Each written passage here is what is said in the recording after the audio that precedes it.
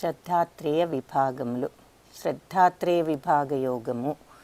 ఓం అజ్ఞానతిమిరాంధస్య జ్ఞానాంజనశలాకయా చక్షురున్మిలితం యేన తస్మై శ్రీ గురవే నమః. నమా ఓం విష్ణుపాదాయ కృష్ణప్రేష్ఠాయ భూతలే శ్రీమతే భక్తివేదాంతస్వామిన్యితి నామినే. నమస్తే సారస్వతీ దేవి గౌరవాణి ప్రచారిణే నిర్విశేషశూన్యవాది పాశ్చాత్యదేశధారిణి. హే కృష్ణ కరుణా సింధో దీనబంధో జగత్పతే గోపేశ గోపికా కాంత రాధాకాంత నమోస్తుతే. తప్త కాంచన గౌరాంగీ రాధే బృందావనేశ్వరి వృషభానుసుతే దేవి ప్రణమామి హరిప్రియే. జయ శ్రీకృష్ణ చైతన్య ప్రభు నిత్యానంద శ్రీ అద్వైత గదాధరా శ్రీవాసాది గౌరభక్త బృంద. హరే కృష్ణ కృష్ణ కృష్ణ హరే హరే హరే రామ రామ రామ హరే హరే.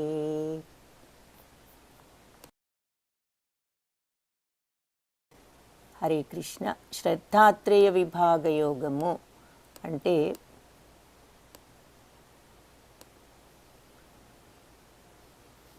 మనము చేసేటటువంటి వివిధ పనుల్లో ఏ రకంగా ఏ గుణంలో వాళ్ళు ఎలా చేస్తారు అన్నది ఇందులో చూద్దాము.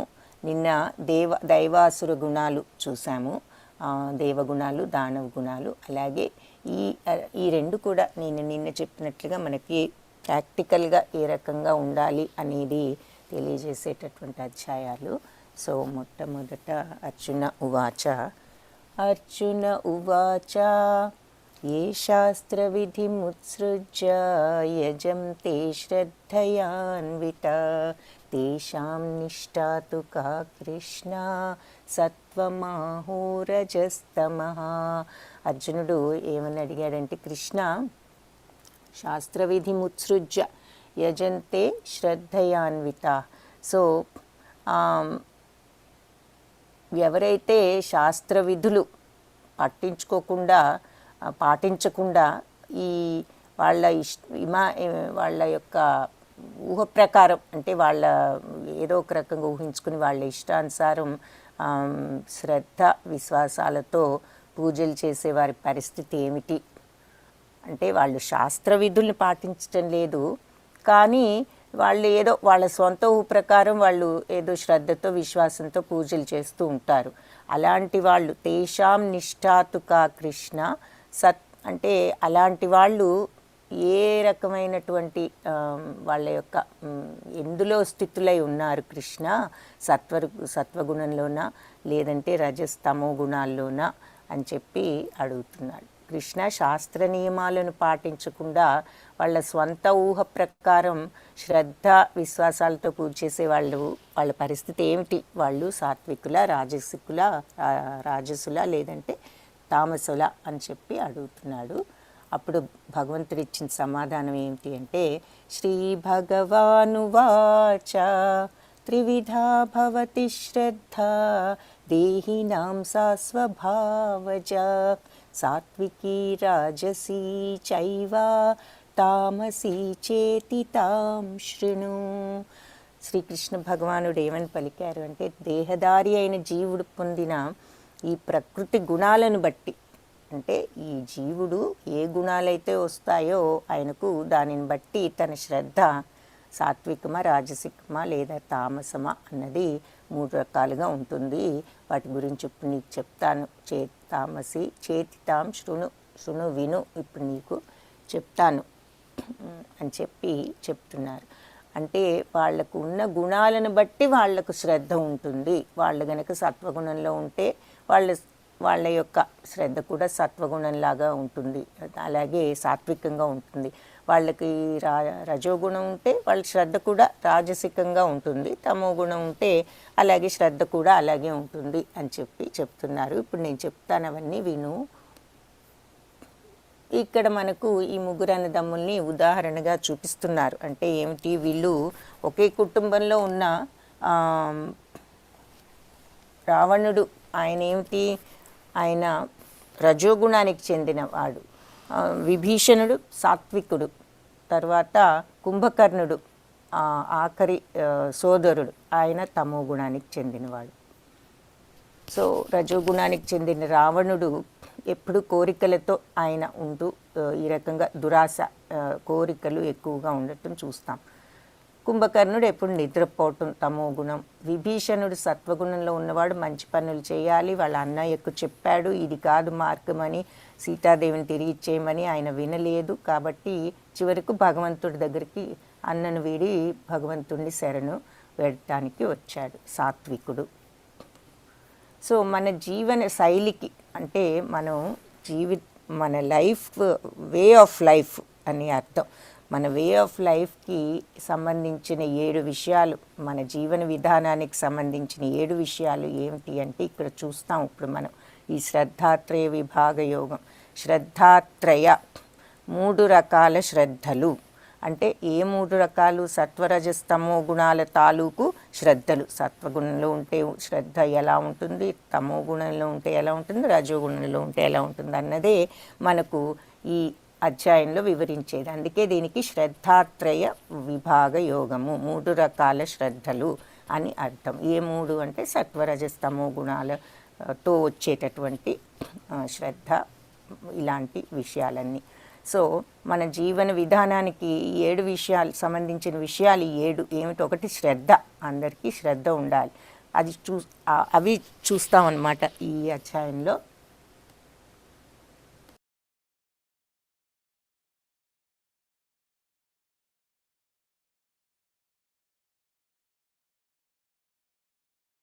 ఒకటేమో శ్రద్ధ, రెండవది ఆహారం ఎలా ఉంటుంది ఈ గుణాల వాళ్లకు. సో మూడోది ఈ 3 గుణాల వాళ్ళు యజ్ఞాలు ఎలా చేస్తారు ఒక్కొక్క గుణంలోనూ, ఈ 3 గుణాల వాళ్ళ యొక్క స్వభావాలు ఎలా ఉంటాయి, వీళ్ళ యొక్క వాక్కులు ఎలా ఉంటాయి, వీళ్ళ మనస్సుని ఏ రకంగా నియంత్రణ చేసుకోగలరు, వీళ్ళు చేసే దానాలు ఎలా ఉంటాయి, ఇవన్నీ కూడా మనం ఇప్పుడు చూడబోతున్నాం. సో యజంతే సాత్వికా దేవాన్ యక్షరక్షాంసి రాజసా ప్రేతాన్ భూతగణాంశ్చాన్యే యజంతే తామసా జనా. సో మొట్టమొదటిగా సత్వగుణంలో ఉండే మనుషులు దేవతలను పూజిస్తారు. యజంతే సాత్వికా దేవాన్ యక్షరక్షాంసి రాజస, రాజసులేమో యక్షరాక్షసులను పూజిస్తారు. అలాగే ప్రేతాన్ భూతగణాంశ్చాన్యే యజంతే తామసా జన. ఇకపోతే యజోగుణంలో ఉన్నవాళ్ళు భూత ప్రేతాలను పూజిస్తూ ఉంటారు అని చెప్పి ఇక్కడ మనకు చెప్తున్నారు. సో ఇక్కడ చిత్రంలో చూపిస్తున్నారు, సత్వగుణం వాళ్ళేమో దేవతల్ని పూజించటం, రజోగుణంలో ఉండేవాళ్ళు యక్షరాక్షసులు. ఈ రోజుల్లో ఏమిటి అంటే ఎవరి దగ్గర బలము ఇవన్నీ ఉన్నాయో, డబ్బు, అలాంటి వాళ్ళను పూజిస్తూ ఉంటారనమాట రజోగుణంలో ఉన్నవాళ్ళు. అందుకని ఆ రోజుల్లో మనం యక్షరాక్షసులు అలా అనుకునేవాళ్ళం. ఇప్పుడు అది ప్లస్ రజోగుణంలో ఉండేవాళ్ళు ఎవరు పవర్లో ఉంటే వాళ్ళని పూజిస్తూ ఉంటారు అన్నట్లుగా. అంటే ఇప్పుడు నాయకులు అవ్వచ్చు, వాళ్ళ యొక్క బాసెస్ అవ్వచ్చు, ఎవరైనా కానీ. సో వాళ్ళు అలా, అందుకని యక్షరాక్షసులను పూజిస్తారు రజోగుణంలో ఉండేవాళ్ళు. ఎందుకంటే వాళ్ళు కోరికలు తీర్చుకోవటమే వాళ్ళకి ప్రథమం కాబట్టి అలా పవర్ ఉన్న వాళ్ళ దగ్గరకు వెళ్తూ ఉంటారు అని. తమో గుణంలో ఉండేవాళ్ళు భూత ప్రేతాలను పూజిస్తారు. అది కింద చిత్రంలో చూస్తున్నాం. సో సత్వగుణం వాళ్ళు దేవతలను, తమో గుణంలో ఉండేవాళ్ళు భూత ప్రేతాలను, మధ్యలో రజోగుణంలో ఉండేవాళ్ళు యక్షరాక్షసులను పూజిస్తారు. ఇకపోతే మనం చూసాము ఇక్కడ అది ఏ రకంగా యజ్ఞాలు చేస్తారు, పూజలు చేస్తారు అని మొట్టమొదటి ప్రశ్న అడిగాడు కదా అర్జునుడు. వాళ్ళ సొంత ఊహ ప్రకారం పూజలు చేస్తూ ఉండేవారు, ఏ గుణంలోకి చెందుతారు అంటే అవన్నీ నేను క్లియర్గా చెప్తాను, ఏ గుణంలో వాళ్ళు ఎలా చేస్తారో అని చెప్పారు. ఇక్కడ మొట్టమొదటిగా పూజలు ఎలా చేస్తారు అంటే సత్వగుణంలో వాళ్ళు దేవతలు, రజోగుణంలో వాళ్ళు యక్షరాక్షసులు, తమో గుణంలో వాళ్ళు భూత ప్రేతాలు అంటూ మొట్టమొదటి ప్రశ్నకు ఆన్సర్ చెప్పి తర్వాత మనం చూడవలసిన విషయం ఏమిటి అంటే ఆహారం. ఆ విషయం గురించి ఇప్పుడు ఆహారంలోకి వచ్చాం. You are what you eat. మనం తినేదాన్ని బట్టే మనం ఎలాంటి వాళ్ళం అవుతాము అన్నది ఆధారపడి ఉంటుంది. కాబట్టి ఇక్కడ ఏం చెప్తున్నారంటే ఒక్కొక్క రకం గుణం వాళ్ళు ఎలా ఏమేమి ఏ ఆహారం వాళ్ళకి ప్రీతికరం. ఆయుస్సత బలారోగ్య సుఖ ప్రీతి వివర్ధనా రస్య స్నిగ్ధ స్థిర హృదయ ఆహార సాత్విక ప్రియ. సో సత్వగుణంలో ఉన్న వారికి ప్రియమైన ఆహారాలు ఆయుష్ను పెంచుతాయి. ఆయువు, సత్వము, బలారోగ్యము. సో బుద్ధి బలము, ఆరోగ్యము, బుద్ధి బలము, సుఖప్రీతి అంటే ఆనంద ప్రీతి, సంతృప్తి, ఇవన్నీ కూడా ఇస్తాయి. ఇవి రసవంతం, రస్య తర్వాత స్నిగ్ధ పుష్టికరమైనది, స్థిర ఆరోగ్యకరమైనది, హృద్య మనస్సుకు ఆహ్లాదాన్ని కలిగించేది. ఇలాంటి ఆహారం సాత్వికులకు ప్రియమైన ఆహారము అని చెప్తున్నారు. సో సత్వగుణంలో ఉన్నవారికి ప్రియమైన ఆహారాలు ఆయువుని పెంచుతాయి, బుద్ధిబలం, ఆరోగ్యం, ఆనందం, సంతృప్తిని కూడా కలిగిస్తాయి. ఇవి ఎలా ఉంటాయి అంటే రసవంతము, పుష్టికరము, ఆరోగ్యకరమైనవి, హృదయానికి కూడా ఆహ్లాదకరంగా ఉంటాయి. ఏమిటి అంటే ఇక్కడ మనకు పండ్లు, రకరకాల పండ్లు, అన్ని రకాల పండ్లు, ఆ తర్వాత పాలు, పెరుగు ఇలాంటివి చూపిస్తున్నారు. ఇక్కడంతా ధాన్యాలు, కాయగూరలు. సో కాయగూరలు, ధాన్యాలు, పండ్లు, అన్ని పాలు, పెరుగు ఇలాంటివన్నీ కూడా సాత్విక ఆహారం కింద వస్తాయి. కట్వం లవణాత్యుష్ణ తీక్ష్ణ రూక్షా విదాహిన ఆహార రాజసస్యేష్ట దుఃఖ శోకామయ ప్రద. చాలా చేదుగా, ఆ తర్వాత పుల్లగా, ఉప్పగా, వేడిగా, పదును అంటే మంచి స్ట్రాంగ్గా ఉండేవన్నమాట. ఘాటుగా ఉండేవి. ఇవన్నీ పొడిగా ఉండేవి, అంటే డ్రైగా ఉండటం అన్నమాట. ఫ్రైడ్ ఇవన్నీ కూడా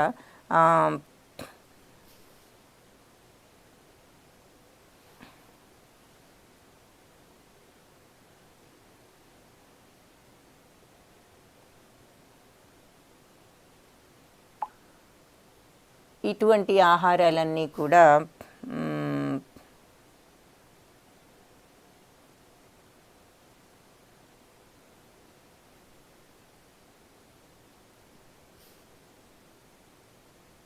రాజస గుణం ఉన్నవారికి ప్రియమైనవి. ఇలాంటి ఆహారాలు ఏం చేస్తాయి అంటే బాధ, దుఃఖము, తర్వాత డిసీజ్ అంటే ఏదైనా జబ్బులు కూడా కలిగించవచ్చు. అంటే మరి విపరీతమైన కారము కానీ, ఎక్కువగా ఉప్పు తీసుకున్నా, ఏదైనా ఫ్రైడ్వి ఎక్కువ అలాంటివి తీసుకున్నా కూడా ఏదో ఒక ప్రాబ్లమ్స్ వస్తూ ఉంటాయి. కాబట్టి తర్వాత అవి మనకు బాధను, దుఃఖాన్ని, ఇలాంటి ఫీలింగ్స్ని కూడా పెంచుతుంది అని చెప్తున్నారు. సో హరే కృష్ణ మాతాజీ, పద్మవల్లి మాతాజీ. ఈరోజు హరే కృష్ణ అందరికీ మనకి చిన్నపిల్లల తరగతులు కిడ్స్ 1, కిడ్స్ 2 అని 2 రకాలుగా ఉన్నాయి.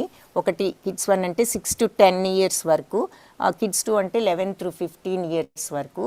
కాబట్టి ఆ క్లాసులు వాళ్ళకి ఏం చెప్తారు ఏమిటి అన్నది ఈరోజు మనకు 6 to 10 years పిల్లల క్లాస్ నుంచి పద్మవల్లి మాతాజీ వచ్చారు.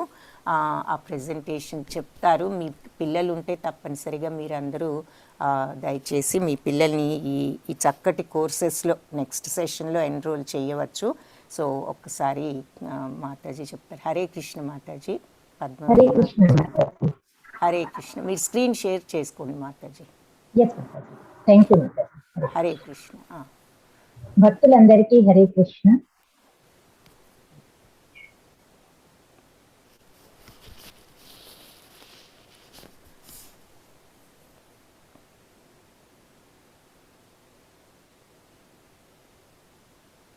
శ్రీ రాధా గోవింద టెంపుల్ ఇస్కాన్ మంగళూరు నుంచి మేము కిడ్స్ క్లాస్ గురించి చెప్పడానికి వచ్చానండి. మనందరికీ తెలుసు ఇస్కాన్ పవర్ ఆచార్య శ్రీల ప్రభుపాదుల వారి శిష్యులు జయప్రతాప్ స్వామి మహారాజు. జయప్రతాప్ స్వామి మహారాజ్ గారి శిష్యులు మన నామనిష్ఠా దాస్ ప్రభుజీ గారు. ఆయన ఇస్కాన్ మంగళూరులో ప్రెసిడెంట్ గా వర్క్ చేస్తున్నారండి. ఆయన ఆధ్వర్యం భగవద్గీత క్లాసెస్ అన్ని నడుస్తున్నాయి మనకి. పిల్లల మీద ఎక్కువ కాన్సన్ట్రేట్ చేయాలనేది ఆయన మెయిన్ ఉద్దేశం అండి. పిల్లలు భావితరం కాబట్టి వాళ్ళు బాగా భగవద్గీతని అర్థం చేసుకుని దాన్ని ఆకలింపు చేసుకుని వాళ్ళ జీవితంలో బాగా పైకి రావాలి అనేది ఆయన మెయిన్ ఉద్దేశం. ఇది భగవద్గీత పిల్లలకి 6 నుంచి 10 సంవత్సరాల వరకు ఒక గ్రూప్ లో ఉందండి, ఒక ఏజ్ గ్రూప్. 11 నుంచి 15 సంవత్సరాల వరకు ఇంకొక ఏజ్ గ్రూప్ లో ఉంది. ఇక్కడ మేము శ్లోకాస్ చెప్పిస్తాం పిల్లలకి. ఫ్రీ క్లాస్ 15 డేస్ మీరు మనం ఎట్లా పెద్దవాళ్ళం అయితే భగవద్గీత అటెండ్ అవుతున్నారో అలాగే ఫ్రీ క్లాసెస్ ఉన్నాయండి భగవద్గీత పిల్లలకి. వాళ్ళకు కూడా 18 రోజులు. కాకపోతే వాళ్ళకి పూర్తిగా చాప్టర్ అండి. వాళ్ళకి చాప్టర్ లో ఉన్న శ్లోకాలతో పాటు భాగవతం నుంచి కథలు వాళ్ళ లెవెల్లో వాళ్ళకి అర్థం విధంగా భగవద్గీతని బాగా చెప్పిస్తాము. ఇంటరాక్టివ్ సెషన్ ఉంది. మనం ఎట్లయితే ఇప్పుడు అటెండ్ అవుతున్నామో అట్లాగే ఇంటరాక్టివ్ సెషన్ ఉంటుంది. 1 గంట సేపు ఉంటుంది. ఇది యాక్టివిటీస్ ఉంటాయి పిల్లలకి. స్టోరీ టెల్లింగ్ ఉంటుంది. నేను చెప్పాను కదా, భాగవతం నుంచి స్టోరీస్ తీసుకొచ్చి చైతన్య మహాప్రభు గురించి చెప్తుంటాం. అల్టిమేట్ గా ప్రతిరోజు వాళ్ళు క్విజ్ అటెండ్ అవుతారు. ఇది రకరకాల లాంగ్వేజెస్ లో ఉంది, టైమింగ్స్ లో ఉంది. లాంగ్వేజెస్ వచ్చేసి ఇంగ్లీష్, హిందీ, కన్నడ, తమిళ్, తెలుగు, మలయాళం, తులు, బెంగాలీ, ఒరియా, మరాఠీ, గుజరాతీ ఈ లాంగ్వేజెస్ అన్నిట్లో ఉందండి. Timings 6 AM, 4 PM, 5 PM, 7 PM, 9 PM. మీకు ఏ టైమింగ్ అయితే సూటబుల్ గా ఉంటుందో ఆ టైమింగ్ లో చేర్పించవచ్చు. సెపరేట్ బ్యాచెస్ ఫర్ యూత్ ఉందండి. యూత్ అంటే ఇప్పుడు 16 సంవత్సరాల నుంచి 26 సంవత్సరాల వరకు యూత్ కిందకి వస్తారండి. సో యూత్ బ్యాచ్ కి సెపరేట్ గా క్లాసెస్ తీస్తున్నాము. ఇంటరాక్టివ్ సెషన్స్ ఉంటాయి. అంటే టీచర్ చెప్తూ ఉంటారు. అట్ ద సేమ్ టైం వాళ్ళని క్వశ్చన్స్ అడగటం, వాళ్ళు సమాధానాలు చెప్పటం, వాళ్ళు ప్రెస్ చేయటం, వాళ్ళకి ఏదైనా సందేహాలు ఉంటే దాన్ని నివృత్తి చేయటం, ఇదంతా ఇంటరాక్టివ్ గా జరుగుతుంది కిడ్స్ సెషన్. చూడండి, కిడ్స్ యాక్టివిటీస్ బొమ్మలు వేశారు చూడండి కొంతమందికి.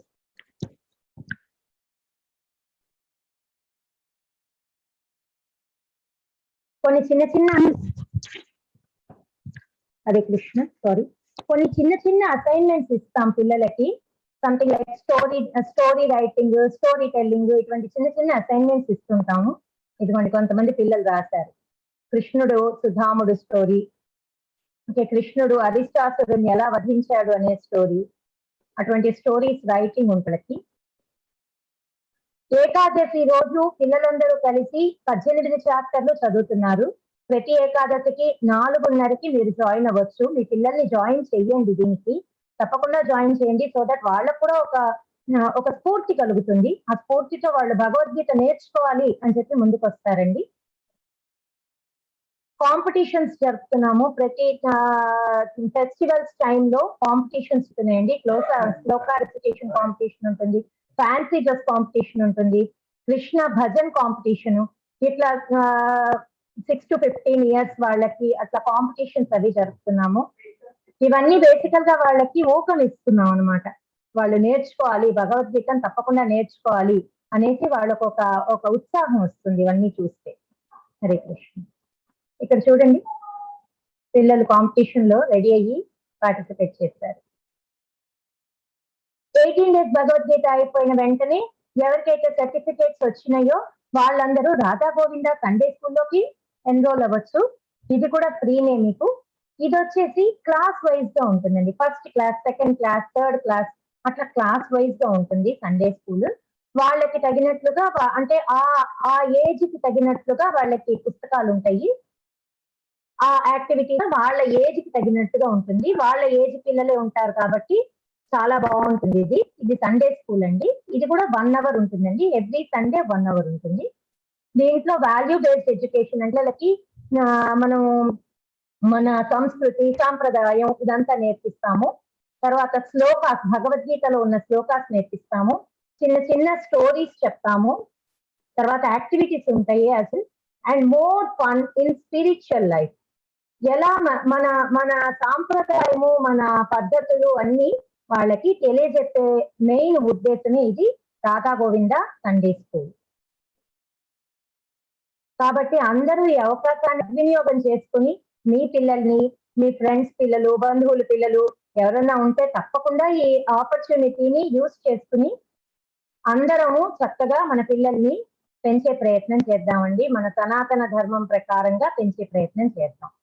అదే మెయిన్‌గా వీళ్ళ ఉద్దేశము. ఈ క్లాసెస్ కండక్ట్ చేయటానికి శ్రీల ప్రభుపాదుల వారు ఎలాగైతే ఊహించారో ఆ ఊహని మనం అందరము నిజం చేయాలి. హరే కృష్ణ. హరే కృష్ణ మాతాజీ. Thank you Mataji. హరే కృష్ణ మాతాజీ. హరే కృష్ణ. ధన్యవాదాలు మాతాజీ. హరే కృష్ణ. సో ఈ విషయం అందరూ కూడా దయచేసి గుర్తుంచుకుని మీ పిల్లలకు చెప్పడం చేయొచ్చు.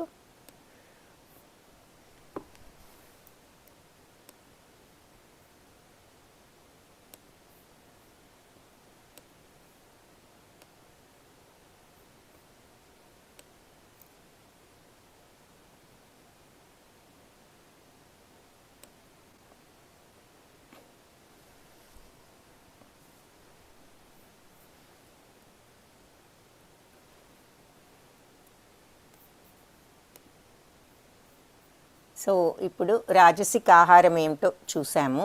ఇకపోతే తామసిక ఇది రాజసిక ఆహారం బాగా కారంగా, బాగా చేదుగా, ఉప్పగా, మరీ పుల్లగా, తర్వాత ఘాటుగా, ఇంకా పోతే వేయించినటువంటివి ఇలాంటివన్నీ కూడా డ్రై అంటే వేయించినటువంటివి అలాంటివన్నీ కూడా రాజసిక ఆహారాల కింద వస్తాయి.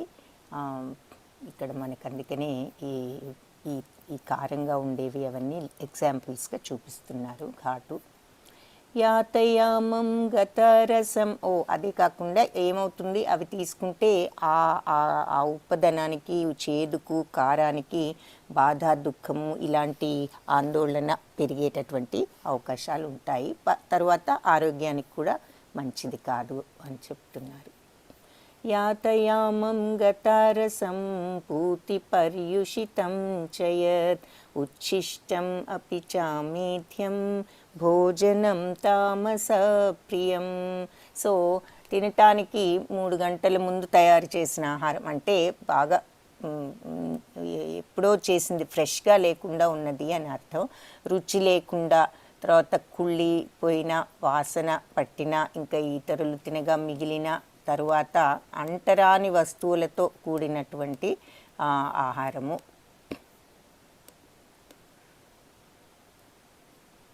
ఈ తామస గుణం ఉన్న వాళ్లకు ప్రియమైనది అని చూపిస్తున్నారు. అంటే పిజ్జా ఉంది, దాని మీద చీజ్ ఉంటుంది. చీజ్ కూడా మరి పాలను విరగకొట్టి ఒక రకంగా ఎప్పుడో చేసి ప్రిజర్వ్ చేసేది కాబట్టి ఇలాంటివన్నీ ఆ కోవలోకి వస్తాయన్నమాట. ఏది ఎప్పుడో చేసిన ఆహారం కింద. తర్వాత సో అందుకని ఈ తామస గుణం ఉన్నవాళ్ళు ఇలాంటి ఆహారాన్ని భుజిస్తూ ఉంటారు.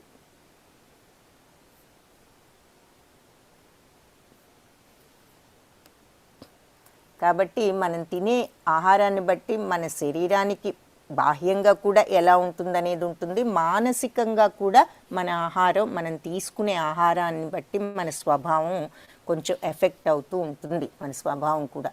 అందుకనే సాత్విక ఆహారం అటు బాహ్యంగా శరీరానికి మంచిది, తర్వాత మనసుకు కూడా అది మంచి లక్షణాలను, సత్వగుణాలను అలవర్చుకునేటట్లు చేయగలదు అని ఇక్కడ. ఇప్పుడు సాత్విక ఆహారం తీసుకుంటే ఇలా మనం విపరీతంగా వెయిట్ గెయిన్ అవ్వకుండా, ఒళ్ళు పెంచుకోకుండా ఉండగలుగుతాము. సో ఇలా అని ఇక్కడ ఈ చిత్రంలో చూపిస్తున్నారు. అలా కాకుండా మరి తామసిక ఆహారాలు తీసుకుంటే మనకు ఆరోగ్యానికి కూడా మంచిది కాదు.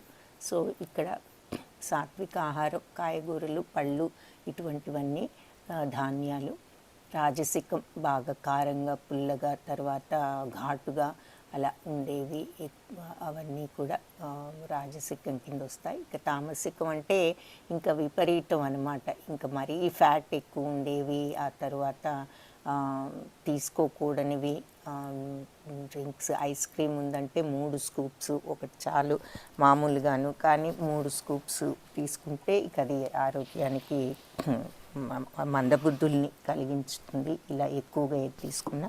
సో ఇలా ఉంటుంది ఆహార తత్వం ఒక్కొక్కళ్ళకి, గుణంలో వాళ్ళకు అంటున్నారు. ఇక్కడ సత్వగుణం అంటే మళ్ళీ బ్యాలెన్స్, హార్మనీ, అంటే అన్నీ కూడా సమబద్ధంగా చేయటం, ఏది ఎక్కువగా చేయటం కాదు, ఏది ఎంతవరకు చేయాలో అంతవరకు పాజిటివ్గా ఉండటం, పీస్, శాంతి, క్లారిటీ, ఏది ఎలా చేయాలో క్లియర్గా తెలుసుకోవటం. రాజసికం అంటే మూమెంట్, ఎప్పుడు ఏదో ఒకటి చేస్తూ ఉండటం, యాక్టివిటీ ఏదో ఒకటి విపరీతమైన ఎనర్జీతో ఏది కోరికలు తీర్చుకోవటానికి నిరంతరము, ప్యాషన్ అంటే విపరీతమైన కోరికలు. తమో గుణం ఉందంటే ఇనర్షియా అంటే బద్ధకము, జడత్వం, ఇన్యాక్టివిటీ, పని చేయకుండా ఉండటం, నెగిటివ్, ఎప్పుడు ఇక ఏదో నెగిటివ్ మెంటాలిటీతోనే ఉంటారు. అలాగే డల్నెస్, ఇవన్నీ కూడా ఉంటాయి తమో గుణంలో ఉన్న వాళ్ళకి అని చెప్తున్నారు. అఫలాకాంక్షిభిర్యజ్ఞో విధి దృష్టోయ యుజ్యతే యష్టవ్యమేవేతి మనః సమాధాయ స సాత్వికః. శాస్త్రగ్రంథ యొక్క ఆదేశాల ప్రకారం విధిగా ప్రతిఫలం కోరుకోని వారు మనస్సులో దృఢ సంకల్పంతో చేసే యజ్ఞము సత్వగుణంతో చేసే యజ్ఞము.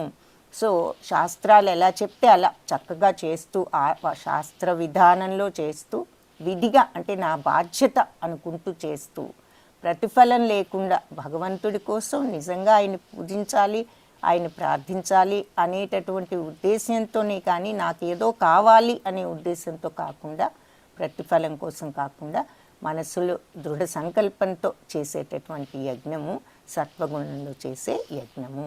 సో శాస్త్రానుసారంగా నా బాధ్యత అనుకుని ప్రతిఫలం లేకుండా చేసే యజ్ఞం సత్వగుణం వాళ్ళ యజ్ఞం. ఇప్పుడు యజ్ఞాలు గురించి చెప్పుకుంటున్నాం. సో పూజలు ఎలా చేస్తారు ఈ గుణాలు ఉన్న వాళ్ళు, అలాగే ఈ 3 గుణాలు ఉన్న వాళ్ళు ఆహారం ఏ విధంగా తీసుకుంటారు అని చూసాం. ఇప్పుడు వీళ్ళు ఏ విధంగా ఈ 3 గుణాలు ఉన్న వాళ్ళు యజ్ఞాలు ఏ విధంగా చేస్తారు అన్నది చూస్తున్నాము.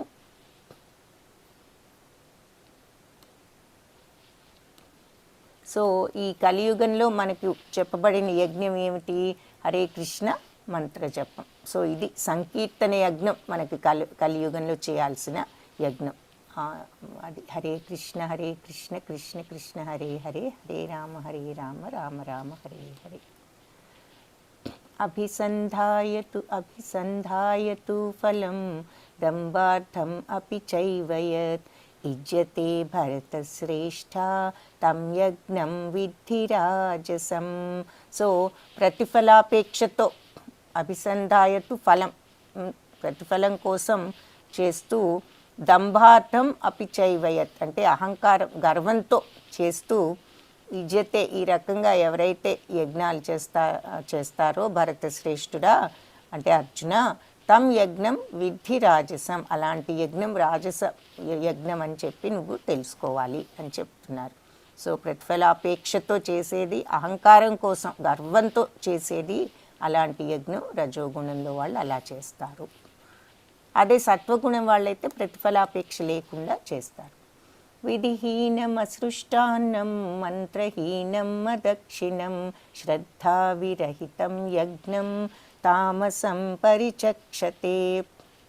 సో శాస్త్ర నిర్దేశాల పట్ల గౌరవం లేకుండా, ప్రసాద వితరణం లేకుండా, వేదమంత్ర ఉచ్చారణ లేకుండా, దక్షిణ లేకుండా అశ్రద్ధతో ఆచరించే యజ్ఞాన్ని తామస యజ్ఞం అని అంటారు అని ఇందులో తామస యజ్ఞం గురించి వివరిస్తున్నారు. విధిహీనం అసృష్టాన్నం అంటే ప్రసాదం అనేది విధిహీనం అంటే సరి అయిన పద్ధతి లేకుండా, శాస్త్రాలు చెప్పినట్లుగా కాకుండా, అలాగే అసృష్టాన్నం సరైనటువంటి ప్రసాదం లేకుండా, మంత్రహీనం మంత్రాలు కూడా సరిగ్గా చదవకుండా, అదక్షిణం చేసిన బ్రాహ్మణులకు దక్షిణ కూడా ఇవ్వకుండా, శ్రద్ధావిరహితం శ్రద్ధ అనేదే లేకుండా చేసేటటువంటి యజ్ఞం తామసం పరిచక్షతే, తామసం అని చెప్పి చెప్తారు. అంటే వాళ్ళు ఉదాహరణకు చెప్తున్నారనమాట. అంటే ఇలాంటి పనులు, యజ్ఞం అంటే ఏమని చెప్పుకున్నాము, ఒక రకంగా కర్మ, పని చేయటమే యజ్ఞము అని చెప్పుకున్నాము. సో ఆ రకంగా చూస్తే ఈ తామసంలో ఉండే వాళ్ళు చేసే చెడు పనులు కూడా ఇక్కడ చూపిస్తున్నారు. అందుకని ఉదాహరణగా రజోగుణంలో ఉన్నవాళ్ళు వాళ్ళు ఏంటంటే అహంకారం కోసం, ప్రతిఫలాపేక్షతో ఇక్కడ ఏది చేస్తే ఏ లాభం వస్తుంది అనే రకంగా వాళ్ళు చేస్తూ ఉంటారు అని, అందుకని ఇలా చూపిస్తున్నారు ఎగ్జాంపుల్.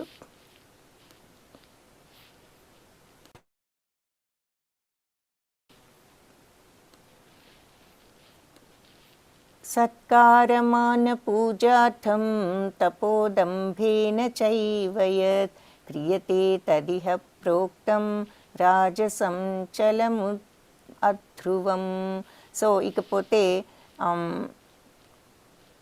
ఇతరుల నుంచి గౌరవము, పూజ, సన్మానం పొందటం కోసం చేసేటటువంటి గర్వంతో చేసే తపస్సు. ఇకపోతే ఇప్పుడు తపస్సు అనేది ఏ రకంగా చేస్తారు ఈ 3 గుణాల వాళ్ళు అంటే, ఇక్కడ యాక్చువల్లీ మనం ఇది మిస్ అయ్యాము. తమో గుణం, సత్వగుణం వాళ్ళు ఎలా చేస్తారు అన్నది. దేవద్విజ గురు ప్రాజ్ఞా పూజనం శౌచమార్జవం బ్రహ్మచర్యం అహింసా చ శారీరం తప ఉచ్యతే. సో దేవద్విజ గురు ప్రాజ్ఞ. సో దేవతలను, దేవదేవుణ్ణి, తర్వాత ద్విజులు అంటే బ్రాహ్మణులను, గురువులను, తర్వాత తల్లిదండ్రులు లాంటి పెద్దలందరినీ కూడా పూజనం, శౌచం, ఆర్జవం అలాంటి వాళ్ళందరినీ కూడా పూజించి వాళ్ళు పవిత్రతను తెచ్చుకుంటారు. బ్రహ్మచర్యం, అహింస, తర్వాత బ్రహ్మచర్యం, అహింస ఇలాంటివన్నీ పాటిస్తూ చేసేది శరీరంతో చేసేటటువంటి తపస్సు. తపస్సు అంటే శారీరకంగా కూడా చేయవచ్చు. ఎలా చేస్తారు శారీరకంగా ఉంటే, సత్వగుణంలో ఉన్నవాళ్ళు ఈ రకంగా చేస్తారు. ఏది భగవంతుణ్ణి, బ్రాహ్మణులను, గురువులను, తల్లిదండ్రులు లాంటి పెద్దవాళ్ళు అందరినీ కూడా పూజించటం చేసి పవిత్రంగా ఉంటూ ఉంటారు వాళ్ళు. శుచిత్వము, సరళత్వము, బ్రహ్మచర్యము, అహింస ఇవన్నీ కూడా పాటిస్తూ చేసేది శరీరంతో చేసే తపస్సు. సత్కారమాన పూజార్థం తపోదంభేన చైవ యత్ క్రియతే తదిహ ప్రోక్తం రాజసం చలమధ్రువం. కాబట్టి సత్కారమాన పూజార్థం మనకి గౌరవం కోసం, గౌరవము, తర్వాత సత్కారాలు, పూజలు అందరితో చేయించుకోవాలి అనేటటువంటి ఉద్దేశంతో తపోదంభేన చైవయత్ గర్వంతో, దంభం అంటే గర్వంతో చేసేటటువంటి తపస్సు క్రియతే తదిహ ప్రోక్తం. కాబట్టి దీనిని ఇది అస్థిరము, తర్వాత అశాశ్వతం కూడా.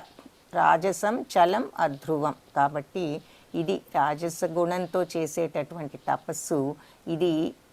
ఇలాంటి తపస్సులు అశాశ్వతం, అంటే వీటికి శాశ్వతమైన బెనిఫిట్స్ ఉండవు. టెంపరీ, వీటికేమి మనకి శాశ్వతమైన బెనిఫిట్స్ ఉండవు, అస్థిరమైనవి కూడా ఇవి అని చెప్పేసి చెప్తున్నారు. సో సత్వగుణంలో అందరినీ పూజించటం వల్ల వాళ్ళు శుచిత్వము, సరళత్వము ఇవన్నీ కూడా అలవర్చుకుంటారు. దానికి ఉదాహరణగా ఇక్కడ ఇలా పెద్దవాళ్ళని గౌరవించటం అన్నది చూపిస్తున్నారు. అదే రజోగుణంలో ఉన్నవాళ్ళు, వాళ్ళు గౌరవము, సన్మానం, పూజలు పొందటం కోసం గర్వంతో చేస్తూ ఉంటారు అని చెప్పి, ఇలా అంటే ఏ రకంగా చేస్తే అందరూ మనల్ని పొగుడుతారు అనేటటువంటి ఉద్దేశంతోనే వాళ్ళు పనులు చేస్తూ ఉంటారు. పోతే తమో గుణంలో ఉండేవాళ్ళు మూఢగ్రాహేణాత్మనో యత్పీడయా క్రియతే తప పరస్యోత్సాదనార్థం వాత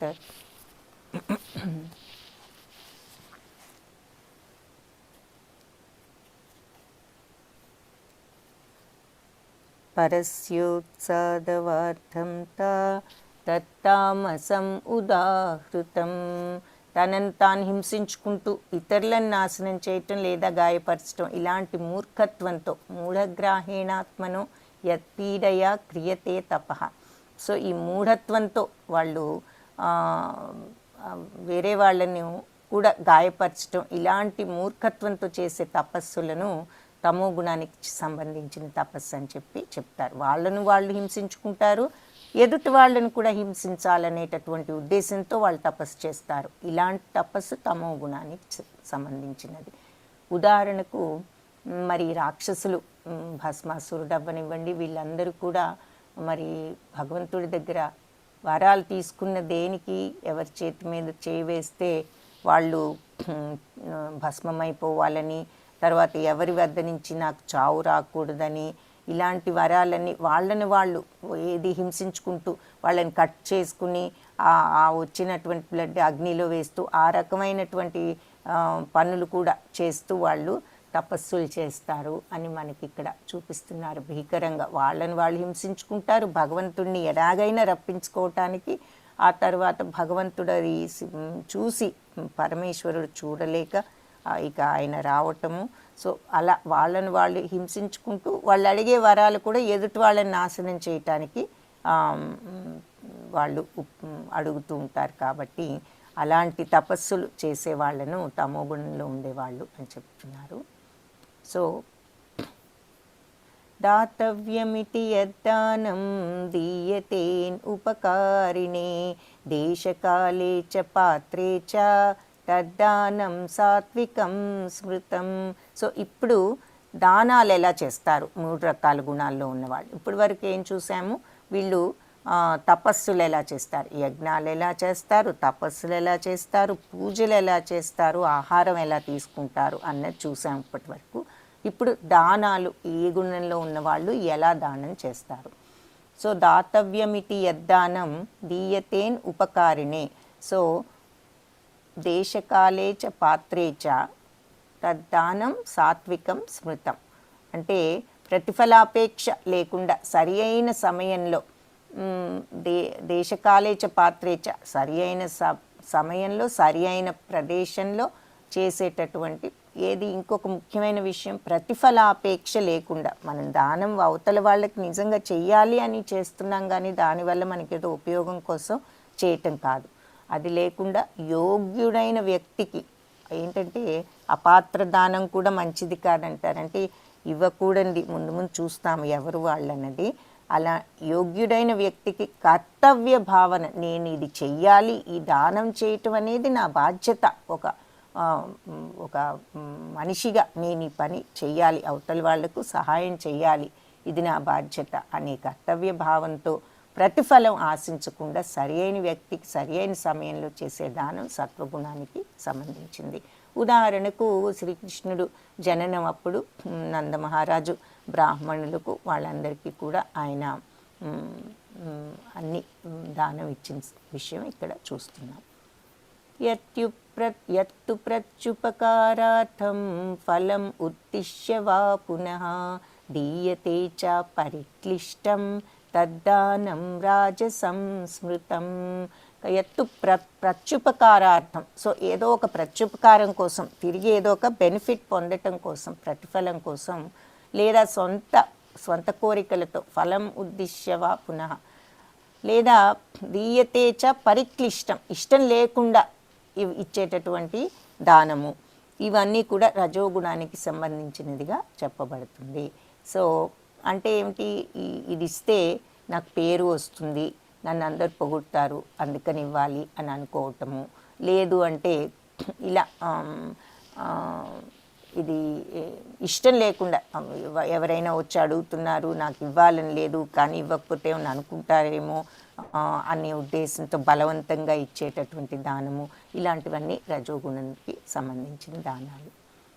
ఆదేశకాలే యద్దానం అపాత్రేభ్యశ్చ దీయతే అసత్కృతం అవజ్ఞాతం తత్తామసం ఉదాహృతం.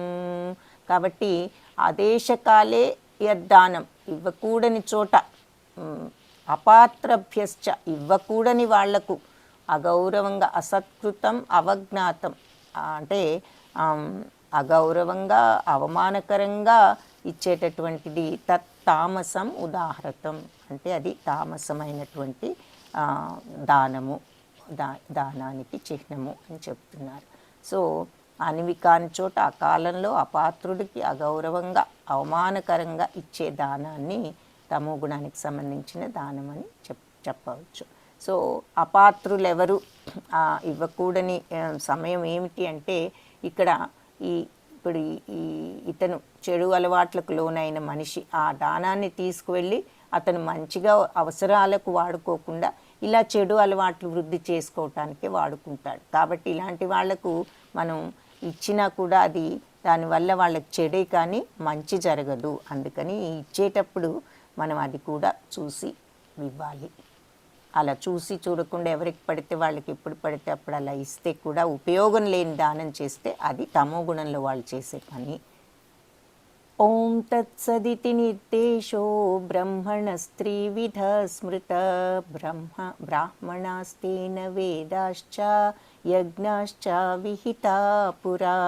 సో ఈ సృష్టి ఓం తత్సదితి నిర్దేశో బ్రహ్మణస్త్రివిధ స్మృత. సో సృష్టి మొదలైనప్పటి నుంచి మనకు ఓం తత్సత్ అనేటటువంటి 3 పదాలు కూడా పరబ్రహ్మాన్ని సూచించటానికి వాడబడ్డాయి. ఓం ఓం తత్ సత్, దట్ ట్రూత్ అని అర్థం అనమాట. తత్ అంటే అది, సత్ సత్యం, ఆ సత్యము అని అర్థం. సత్యం అంటే ఏమిటి? భగవంతుడని చెప్పుకున్నాం కదా, ఎప్పటికీ మార్పు లేనిది, అజో నిత్య శాశ్వతోయం పురాణో, అదే సత్యం. సో పుట్టుక లేనిది, నిత్యమైనది, శాశ్వతమైనది, ఎప్పటి నుంచో అలా వస్తూ ఉన్నది, పురాతనమైనది ఎవరు అంటే భగవంతుడు. కాబట్టి ఓం తత్సత్ పరబ్రహ్మాన్ని సూచించటానికి వాడబడ్డాయి. భగవంతుడి సంతృప్తి కోసం వేద పఠనం కానీ యజ్ఞాలు కానీ చేసినప్పుడు బ్రాహ్మణులు ఈ పదాలను ఉపయోగించారు అని చెప్తున్నారు. అశ్రద్ధయాహుతం దత్తం తపస్తప్తం కృతం చయత్ అసదిత్యుచ్యతే పార్థ నచ తత్ప్రేత్యనో ఇహ. సో పార్థ, భగవంతునిపై విశ్వాసం లేకుండా చేసే యజ్ఞం, అశ్రద్ధయాహుతం దత్తం తపస్తప్తం కృతం చయత్. సో ఈ అశ్రద్ధతో విశ్వాసం లేకుండా చేసేటటువంటి యజ్ఞము కానీ దానము కానీ లేదా తపస్సు కానీ, హుతం దత్తం దానం తపస్సు తప్తం కృతం ఏదైనా కూడా అశాశ్వతమే. అసద్ ఇత్యుచ్యతే పార్థ, ఇది అసత్యము అని పిలుస్తారు, అసత్ అంటారు దీన్ని. ఇది ఈ జన్మలో కానీ నచ తత్ప్రేత్యనో ఇహ, ఇది ఈ జన్మలో కానీ తరువాత జన్మలో కానీ పనికిరానటువంటిది. ఈ ప్రపంచంలో కానీ ముందు తర్వాత జన్మలో కానీ ఇది ఉపయోగపడనటువంటి తపస్సు. ఏది? భగవంతుడి మీద విశ్వాసం లేకుండా చేసేటటువంటి యజ్ఞమైన, దానమైన, తపస్సైన ఏదైనా సరే అశాశ్వతమే. సో అన్నిటికంటే ముఖ్యం ఆయనపై విశ్వాసంతో మనం యజ్ఞం చేసిన, దానం చేసిన, తపస్సు చేసిన అది ఉండాలి. అది లేకపోతే, ఇప్పుడు ఇదొక్కటి అర్థం చేసుకోండి, తపస్సు యజ్ఞము అంటే నిజంగా యజ్ఞం ముందు అగ్ని ముందు కూర్చుని సమిధలు వేస్తూ చేసే యజ్ఞమే కాదు. తపస్సు అంటే కళ్ళు మూసుకుని ధ్యానంలోకి వెళ్ళిపోయి చేసే తపస్సులు కూడా కాదు. అవి ఎలాగూ తపస్సులు యజ్ఞాలే. మనము నిత్యము చేసేటటువంటి పనిని కూడా యజ్ఞ సమానంగా చేయాలి. అది ఇక్కడ మనం గ్రహించవలసిన పాయింట్. మనందరం కూర్చుని అగ్ని ముందు ఏమీ యజ్ఞాలు చేయటం లేదుగా, అలా చేయమని కాదు భగవంతుడి. ఇక్కడ అందరూ అగ్ని ముందు కూర్చుని సమిధలు వేస్తూ ఆ యజ్ఞమే చెయ్యాలని కాదు. అది చేస్తారు, అవసరమైనప్పుడు చేస్తారు బ్రాహ్మణులతో. కానీ రోజు మనం నిత్యము చేసే కర్మను కూడా యజ్ఞమంత త్రికరణ శుద్ధిగా చేయాలి, భక్తి విశ్వాసాలతో ఏ పనైనా. తర్వాత దానము కూడా అలాగే. తపస్సు అంటే ఏమిటి? ఇందాకే చూసాం. తపస్సు అంటే మళ్ళీ కళ్ళు మూసుకుని అరణ్యంలోకి వెళ్ళిపోయి ధ్యానం చేస్తూ సంవత్సరాలకు చేసేదే కాదు. అవి సత్యయుగంలో చేసేవారు. ఈ రోజులో కూడా కొంతమంది చేసేవాళ్ళు ఉండొచ్చు. మన బట్టి వాళ్ళు అందరము శారీరక తపస్సు అని ఇందాక చూపించారు. ఏది? పెద్దలందరికీ పట్ల గౌరవంతో ఉండటం, పవిత్రంగా ఉండటం అన్న లక్షణాలను మనం ఇందాక చూసాం. అది తపస్సు, శారీరక తపస్సు అని కూడా మనము చెప్పుకున్నాము. భగవంతుణ్ణి, బ్రాహ్మణుల్ని, గురువుల్ని, తల్లిదండ్రుల్ని, పెద్దల్ని పూజించటం, పవిత్రంగా ఉండటం, శుచిత్వం, అంతర్శుచిత్వం, మనస్సు శుభ్రంగా ఉంచుకోవటం, బాహ్య శుభ్రతే కాకుండా సరళంగా ఉండటం, అహింస, ఇవన్నీ కూడా శరీరంతో చేసేటటువంటి తపస్సు అని చూసాం. సో ఆ రకంగా ఇవన్నీ కూడా తపస్సుతోనే సమానం. మనం సరిగ్గా పవిత్రంగా ఇలా చేయవలసిన శాస్త్ర నిర్దేశానుసారం పనులు చేస్తూ ఉంటే అవి కూడా తపస్సులే. కాబట్టి అలాంటిది ఏది చేసినా భగవంతుడి మీద విశ్వాసంతో చేయాలి. అలా చేయనప్పుడు మనం ఏ పని చేసినా, ఏ తపస్సు అనుకున్నా, దేనికి కూడా ఉపయోగం అనేది ఉండదు. మనం చేసే పనులకు కూడా అంతే, అశాశ్వతాలు. శాశ్వతమైన బెనిఫిట్ ఉండదు. అంటే శాశ్వతమైన బెనిఫిట్ ఏమిటి? మోక్ష సాధనం. సో అంతా అది అసత్ అన్నమాట. ఆ విశ్వాసం లేకుండా చేసే ఏదైనా సరే అది మనకి ఈ జన్మలోనే కాదు, తర్వాత జన్మలో కూడా మనకేమీ ఉపయోగపడదు. అలా అసత్యంతో విశ్వాసం లేకుండా చేస్తే ఏమవుతుంది? మనకి ఈ జన్మలో కూడా అది సఫలం కాదు, వచ్చే జన్మకు కూడా అది ఎందుకు పనికిరాదు. ఏమీ కూడా దానివల్ల బెనిఫిట్ అనేది ఉండదు. అశాశ్వతాలు అలాంటివన్నీ కూడా అని చెప్తున్నారు. హరే కృష్ణ కృష్ణ కృష్ణ హరే హరే, హరే రామ రామ రామ హరే హరే. సో ఈ పాఠంలో, మన గీతా పాఠంలో మన యొక్క సారాంశం ఏమిటి అని గనక మనం చూస్తే, త్రిగుణాలను అధిగమించి మానవుడు శుద్ధ సత్వగుణానికి మనం చేరుకోవటానికి ప్రయత్నించాలి అని చెప్తున్నారు. సో మనం ఏం చూసాము అన్నది అదే ఈ పీడిఎఫ్లో మీరు మళ్ళీ చూస్తారు, పోస్ట్ చేస్తాం కాబట్టి ఆ పాయింట్స్ ఇంపార్టెంట్. అదొక్కసారి మీరు చూసుకోండి. ఏమిటి అంటే శ్రద్ధ గురించి చూసాము, ఆహారం ఎలా ఉండాలో చూసాం, యజ్ఞం ఎలా ఉండాలో చూసాం, అంటే ఈ 3 గుణాల్లో ఎలా ఉంటుందన్నది చూసాం. స్వభావాలు నిన్న చూసాం ఎలా ఉంటాయి, దైవ అసుర స్వభావాలు నిన్న చూసాము. వాక్కు ఏ విధంగా మాట్లాడాలి అది కూడా నిన్న చూసాము. మనస్సును ఎలా నియంత్రించుకోవాలి అదంతా కూడా చూసాము. దానము కూడా ఎలా ఇవ్వాలి అన్నది మనము ఇందులో చూసాము. సో ఈరోజు 2 విషయాలు, ఒకటి అడ్వాన్స్ గీతా క్లాసు మనము స్టార్ట్ చేస్తామని చెప్పుకున్నాం కాబట్టి మీకు లింక్ పోస్ట్ చేశారు, మీరు చూసుకునే ఉంటారు గ్రూప్స్ అన్నిట్లో. Hare Krishna Mataji link post